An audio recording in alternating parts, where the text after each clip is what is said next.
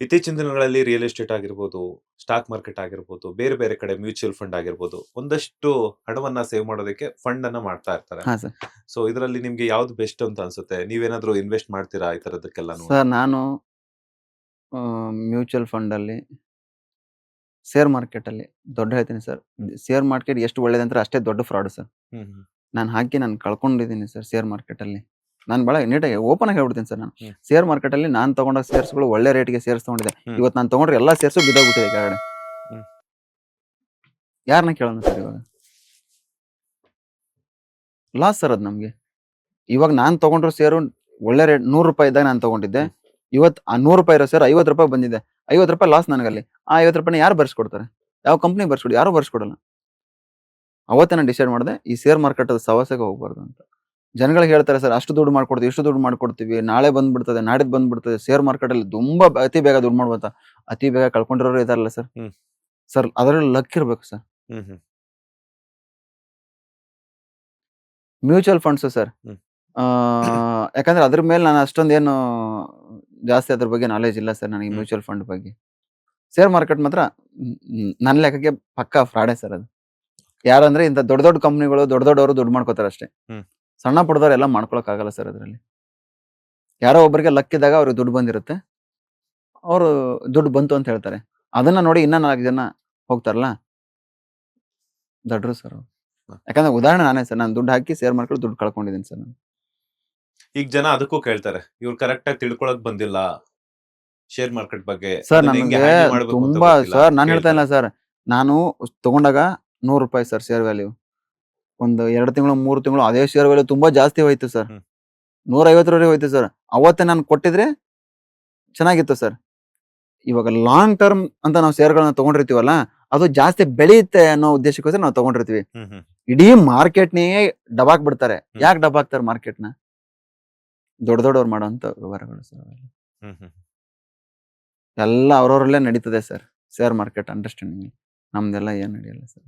Okay. ಇತ್ತೀಚಿನ Young generation ಏನಂತಂದ್ರೆ ಜಾಲಿ trip ಅದು ಇದು ವೆಕೇಷನ್ಸ್ ಅಂತ ಹೇಳ್ಬಿಟ್ಟು ಎಲ್ಲೋ ಒಂದ್ ಕಡೆ ಖರ್ಚುಗಳನ್ನ ಜಾಸ್ತಿ ಮಾಡ್ತಾ ಹಣವನ್ನ ವ್ಯರ್ಥ ಮಾಡ್ತಾ ಇದ್ದಾರೆ. ಅಪ್ಪ ದುಡಿದಿರುವಂತಹ ದುಡ್ಡಲ್ಲಿ ಮೋಜು ಮಸ್ತಿ ಅನ್ನುವಂತಹ ದಾರಿ ತಪ್ತಾ ಇದ್ದಾರೆ. ಇದು ಮೋಜು ಮಸ್ತಿ ಇರ್ಬೇಕು. ಲೈಫ್‌ಗೆ ಎಷ್ಟು ಬೇಕೋ ಅಷ್ಟು. ಅಷ್ಟೇ ಬಿಕಾಸ್ ಸರ್. ಯಾಕಂತಂದ್ರೆ ಮನುಷ್ಯ ಅಂತ ಹುಟ್ಟಿದ ಮೇಲೆ ಅದಿಲ್ಲ ಅಂತಂದ್ರೆ ಕಷ್ಟ ಆಗುತ್ತೆ. ಆಗಲ್ಲ ಸರ್. ಸೊ ಯಂಗ್ ಜನರೇಷನ್ ಅವ್ರು ಎಲ್ಲೋ ಒಂದ್ ಕಡೆ ಜಾಲಿ ಟ್ರಿಪ್ ಅದು ಇದು ಅಂತ ಹೇಳ್ಬಿಟ್ಟು ಹಣವನ್ನ ವ್ಯರ್ಥ ಮಾಡ್ತಾ ಇದ್ದಾರೆ. ಯಂಗ್ ಜನರೇಷನ್ ಅವರಿಗೆ ಅಥವಾ ಮುಂದೆ ಏನಾದ್ರು ಉದ್ಯಮಕ್ಕೆ ಕಾಲಿಡುವಂತವ್ರಿಗೆ ಗೋಲ್ಡ್ ಸುರೇಶ್ ಅವರ ಸಲಹೆಗಳೇನು ಅಂತ? ಸರ್ ಪಕ್ಕಾ ಪ್ಲಾನ್ ಮಾಡ್ಕೊಂಡು ಬಿಸ್ನೆಸ್ ಇಳಿಬೇಕು ಸರ್ ಹ್ಮ್ ಇಳಿಯೋದಾದ್ರೆ. ಯಾಕಂದ್ರೆ ನಾವು ಬಿಸ್ನೆಸ್ ಸ್ಟಾರ್ಟ್ ಮಾಡಿದಾಗ ನನಗೇನು ಪ್ಲಾನ್ಸ್ ಇರ್ಲಿಲ್ಲ ಅವಾಗ. ಹ್ಮ್ ನನಗೆ ಯಾರು ಆಹ್, ಆಹ್, ದಾರಿ ಹಾಕೊಡೋರಿರ್ಲಿಲ್ಲ. ನನಗೆ ನನ್ನ ಗುರುಗಳಂತ ಸಿಕ್ಕಾಗ ನನಗೆ ಆವಾಗ ನನಗೆ ನನ್ನ ದಾರಿ ನನಗೇನು ಅಂತ ನನಗೆ ಕ್ಲಿಯರ್ ವಿಷನ್ ಸಿಕ್ಕಿದ್ದು ನನಗೆ ಮುಂದೆ ನಾನು ಏನ್ ಮಾಡ್ಬೇಕು ಅಂತ. ಹ್ಮ್ ಅವಾಗ ನಾನು ಹೊರಟಿದ್ದು. ಹ್ಮ್ ಆ, ಇವಾಗಿನ ಬರೋಂಥ ಜನ್ರೇಷನ್‌ಗೆ ದುಡ್ಡಿದೆ ಅಂದ ತಕ್ಷಣ ಬಿಸ್ನೆಸ್ ಮ್ಯಾನ್ ಆಗಕ್ಕಾಗಲ್ಲ, ಬಿಸ್ನೆಸ್ಸು ಮಾಡಕ್ಕಾಗಲ್ಲ ಸರ್. ಹ್ಮ್ ಅದ್ರಲ್ಲಿ ಸಂಪಾದನೆ ಮಾಡಿರೋದ್ರೆ ಕಳ್ಕೊಂಡಿರೋರು ಇದ್ದಾರೆ. ಎಷ್ಟು ಜನ ಕಳ್ಕೊಂಡಿರೋರು ಇದ್ದಾರೆ, ಎಷ್ಟು ಜನ ಬಿದ್ದು ಎದ್ದು ವಾಪಸ್ ಇವಾಗ್ಲೂ ಸಕ್ಸಸ್ ಆಗಿರೋರು ಇದ್ದಾರೆ. ಹ್ಮ್ ಆ ಥರ ಸರ್ ಬಿಸ್ನೆಸ್ ಅಂದ್ರೆ. ಬಿಸ್ನೆಸ್‌ಗೆ ಬರ್ಬೇಕಂದ್ರೆ ಎಲ್ಲದಕ್ಕೂ ರೆಡಿ ಆಗಿರ್ಬೇಕು ಸರ್. ಲಾಸ್ ಆದ್ರೂ ನಾನು ತಗೋತೀನಿ ಅನ್ನಂಗಿರ್ಬೇಕು. ಲಾಭ ಆದ್ರೂನು ಅದನ್ನ ಮುಂದೆ ಕಂಟಿನ್ಯೂ ಮಾಡ್ತೀನಿ ಅನ್ನಂಗಿರ್ಬೇಕು. ಹ್ಮ್ ಇಲ್ಲ ಅಂದ್ರೆ ಬಿಸ್ನೆಸ್ ಮಾಡೋದಕ್ಕೆ ಆಗಲ್ಲ ಸರ್.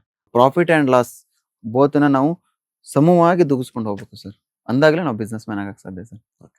ಒಬ್ಬ ಮನುಷ್ಯ ಸಕ್ಸಸ್‌ಫುಲ್ ಆಗಿ ತಮ್ಮ ಜೀವನದಲ್ಲಿ ಬೆಳಿಬೇಕು ಅಂತಂದ್ರೆ ಗುರಿನ ಬೆನ್ನತ್ತಬೇಕಾ? ಸಂಬಂಧಗಳ ವ್ಯಾಲ್ಯೂ ಕೊಡಬೇಕಾ? ಹಣದ ಹಿಂದೆ ಬಿಡ್ಬೇಕಾ? ಸರ್ ಗುರಿ ಸರ್. ಹ್ಮ್ ಗುರಿ ಇದೆ ಸರ್ ಎಲ್ಲವೂ ನಮ್ಮ ಜೊತೆಗಿರ್ತದೆ ಸರ್. ಸರ್ ಒಂದು ನೀವು ಮುಂದೆ ಗುರಿ ಇರ್ತದೆ ಸರ್. ಒಬ್ರು ಒಳ್ಳೆ ಗುರು ಸಿಕ್ಕೇ ಸಿಗ್ತಾರೆ ಸರ್ ನಿಮ್ಗೆ. ಗುರುವಿನ ಮಾರ್ಗದರ್ಶನದಲ್ಲಿ ನೀವು ಗುರಿನ ಮುಟ್ಟಕ್ಕೆ ಹೋದ್ರೆ ಫ್ಯಾಮಿಲಿ, ಸ್ನೇಹಿತರು, ಫ್ರೆಂಡ್ಸ್ ಎಲ್ರೂ ಜೊತೆಗೆ ಬರ್ತಾರೆ ಸರ್.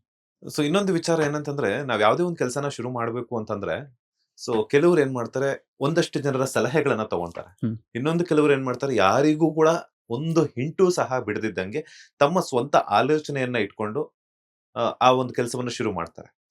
ಬೇರೊಬ್ಬರ ಆಲೋಚನೆಗಳಾಗಿರ್ಬೋದು, ಬೇರೊಬ್ಬರ ಜೊತೆ ಒಪಿನಿಯನ್ ಅಭಿಪ್ರಾಯಗಳನ್ನ ತಗೊಂಡು ನಮ್ಮ ಕೆಲಸವನ್ನ ಶುರು ಮಾಡೋದು ಬೆಟರಾ? ಅಥವಾ ನಮ್ಮ ಸ್ವಂತ ಬುದ್ಧಿ ಇದ್ರೆ ಒಳ್ಳೇದಾ ಅಂತ? ಸರ್ ಬೇಕು ಸರ್. ಎಷ್ಟು ಬೇಕು ಅಷ್ಟು ಬೇಕು ಸರ್. ಹ್ಮ್. 10 ಜನ ಮಾತಾಡ್ತಾರೆ ಸರ್. 10 ಜನ 10 ಒಪಿನಿಯನ್ ಕೊಡ್ತಾರೆ. 10 ಜನದ ಒಪಿನಿಯನ್ ತಗೊಳ್ಳಿ ಸರ್. ಅದ್ರಲ್ಲಿ ಯಾವ್ದು ಸರಿ ಯಾವ್ದು ತಪ್ಪು ಅಂತ ಕ್ಯಾಲ್ಕುಲೇಟ್ ಮಾಡಿ. ಫೈನಲ್ ಡಿಸಿಷನ್ ನೀವು ತಗೊಳ್ಳಿ. ಹ್ಮ್.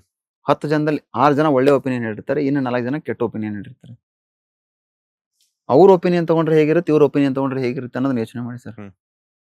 ಸರ್ ನಾನು ಹೇಳ್ದೆ ಸರ್ ಬಿಸ್ನೆಸ್ ಅಂತ ಅಂದಾಗ ಪಾಸಿಟಿವ್ ಇರ್ತದೆ, ನೆಗೆಟಿವ್ ಇರ್ತದೆ. ಎಕ್ಸಾಂಪಲ್ ಹೇಳ್ತೀನಲ್ಲ ಸರ್, ಒಂದ್ ಕೆಲಸ ಮಾಡ್ತೀವಿ, ಹ್ಮ್. ನಮ್ಗೆ ಅವ್ರು ದುಡ್ಡು ಕೊಡ್ತಾರೆ ಅನ್ನೋ ನಂಬಿಕೆ ಮೇಲೆ ನಾವು ಕೆಲಸ ಮಾಡ್ತೀವಿ. ಕೊನೆಗೆ ಅವ್ರು ದುಡ್ಡು ಕೊಡದೆ ಕೈ ಎತ್ತು ಬಿಟ್ರೆ ಅದನ್ನ ಸಹಿಸ್ಕೊಳ್ಳೋ ಶಕ್ತಿ ನಮ್ಗೆ ಇರ್ಬೇಕು ಸರ್. ಇದು ಬಿಸ್ನೆಸ್ ಸರ್. ಬಿಸ್ನೆಸ್ ಬಗ್ಗೆ ಹಾಗೇನೆ ನಿಮ್ಮ ಒಂದು ಹಣದ ವ್ಯವಹಾರಗಳ ಬಗ್ಗೆ ಒಂದಷ್ಟು ಮಾಹಿತಿನ ತಿಳಿಸ್ಕೊಟ್ಟಿದ್ದಕ್ಕೆ ಥ್ಯಾಂಕ್ ಯು. ಲೇಟೆಸ್ಟ್ ಹಾಗೂ ಇಂಟ್ರೆಸ್ಟಿಂಗ್ ಸುದ್ದಿಗಳಿಗಾಗಿ ಬಾಸ್ ಟಿವಿ ಕನ್ನಡ ಚಾನೆಲ್ನ ಸಬ್ಸ್ಕ್ರೈಬ್ ಮಾಡಿ. ಹಾಗೆಯೇ ಬೆಲ್ ಐಕಾನ್ ಪ್ರೆಸ್ ಮಾಡಿ.